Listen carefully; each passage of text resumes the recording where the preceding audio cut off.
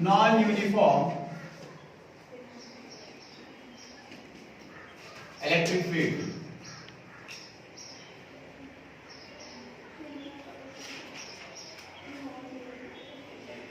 Uniform and non uniform electric field. देखो भाई इसका कंसेप्ट तो मैं आपको पहले भी दे चुका हूं, ठीक है। यूनिफॉर्म इलेक्ट्रिक फील्ड क्या होती है और नॉन यूनिफॉर्म इलेक्ट्रिक फील्ड क्या होती है। Is that clear? ठीक है। यूनिफॉर्म इलेक्ट्रिक फील्ड जो होती है एक ऐसी इलेक्ट्रिक फील्ड जिस पे आप किसी भी पॉइंट पे चेक करो ना, उस इलेक्ट्रिक फील्ड के आप किसी भी पॉइंट पे चेक करो, the magnitude and the direction will be same. Is that clear? मतलब हर पॉइंट पे मैग्नीट्यूड बराबर होगा और अगर डायरेक्शन भी देखी जाए तो हर एक फील्ड की डायरेक्शन क्या होगी, इलेक्ट्रिक फील्ड लाइन की डायरेक्शन क्या होगी, एक ही होगी, ठीक है। लाइक और कंडीशन क्या है इसके लिए? कंडीशन ये है, हाँ, ऑपोजिट चार्ज प्लेट्स, ठीक है, ऑपोजिटली चार्ज प्लेट्स, जो मैंने अभी तक बताया आपको, ठीक है, कुछ इस तरह से।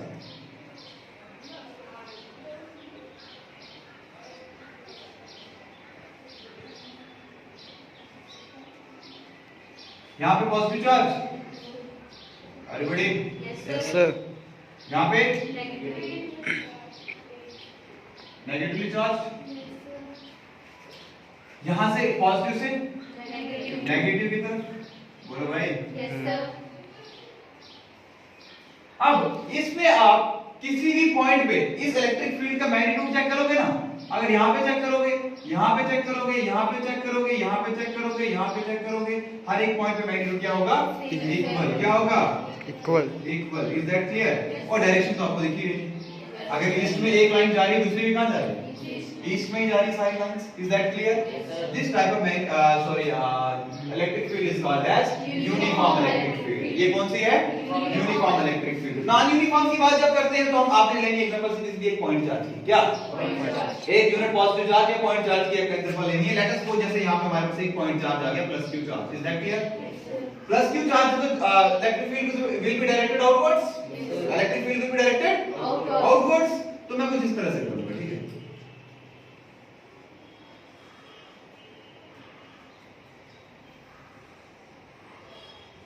आपको दिख रहा है, देखने से लग रहा है कि मैग्नीट्यूड भी इक्वल नहीं है और साथ में डायरेक्शन तो नीचे आने की बात ही नहीं, डायरेक्शन देख रहे हो, ठीक है। डायरेक्शन तो है ही नहीं सेम, ठीक है।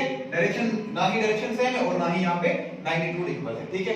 Is that clear? This type of electric field is called as non uniform electric field. इस इलेक्ट्रिक फील्ड को क्या कहा जाता है? Non uniform electric field. इसकी डायरेक्शन इस तरफ है, इसकी इस तरफ है, इसकी इस तरफ है, इस तरफ, लेकिन क्रिएट कौन करता है इसको? यूनिट पॉजिटिव चार्ज, ठीक है।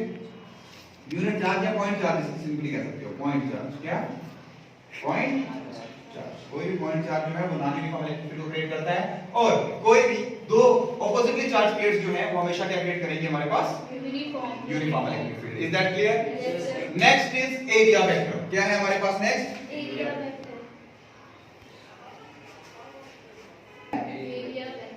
Area vector. अब इसको समझना थोड़ा इंपॉर्टेंट इसलिए है क्योंकि ये बार-बार आपकी फिजिक्स में यूज होता है, पता है ना। एरिया वेक्टर आपकी फिजिक्स में बार-बार यूज होता है। जैसे मैंने 11th में आपको पढ़ाया भी था यूनिट वेक्टर के बारे में। हाँ हाँ, बस वैसा ही है, ठीक है। वहीं से तो एरिया वेक्टर से ही हो गया, बोलते हैं एसोसिएटेड हो गई। देखो एरिया आपको पता है एक स्केलर क्वांटिटी है। हां जी, एरिया एक स्केलर क्वांटिटी है, लेकिन जब हम इस एरिया के साथ डायरेक्शन एसोसिएट करते हैं ना, when we associate direction with area, then it becomes area vector. Then it becomes area vector. Though area is a scalar quantity, but when we associate direction with area, ठीक है, direction with area, then it becomes area vector. Is that clear? ना तो समझाऊंगा, ऐसे सुनो। देखो area vector, the direction of area vector is perpendicular to the area and is directed outward. ध्यान सुनो, ये एक सरफेस है, ये एक सरफेस है, बोर्ड की सरफेस ले लो, ठीक है। अगर मुझे यहाँ पे आपको बताना पड़े कि क्या है एरिया वेक्टर, एरिया वेक्टर कहां पे होगा, ठीक है। तो area vector is directed perpendicularly, इस सरफेस के ऊपर परपेंडिकुलर पड़ रहा है या नहीं पड़ रहा? बोलो भाई 90 डिग्री एंगल बन रहा नहीं बन रहा? Yes sir. And is directed outward, and is directed outward. Let us suppose the total surface is S, the area vector will be ds and is directed outward. Vector क्यों लगाया? क्योंकि area vector है। क्या ये area vector? अभी इसको मैंने क्या दिया है? डायरेक्शन दी है ना, पर्टिकुलर डायरेक्शन। कहां के लिए? Outward and perpendicular to the surface. Everybody, ठीक है। अब मैं आपको एग्जांपल देता हूं, ठीक है, बंदी कर, समझ आया? अब देखो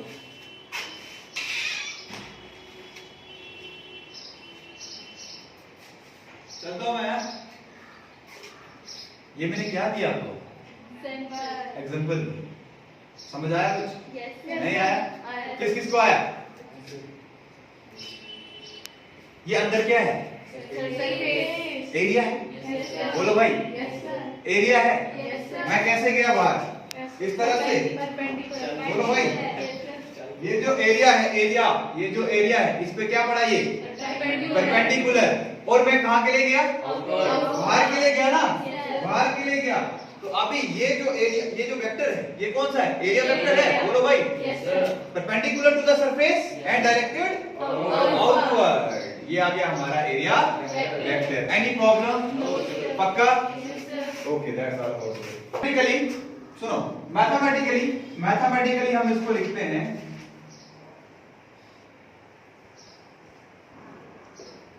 mathematically area vector is written as ds is equivalent to, मैं आपको बताऊंगा, मैंने आपको पहले पढ़ाया है, ठीक है, कैसे?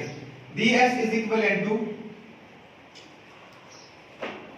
n vector into ds, n vector into ds। What is n vector? This is unit vector. हां जी Saika, this is unit vector.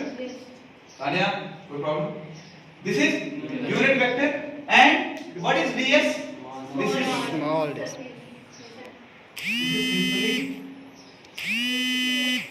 Magnitude का वेक्टर भाई। अब मैं आपको बताता हूं कैसे, मैंने आपको पढ़ाया था यूनिट वेक्टर।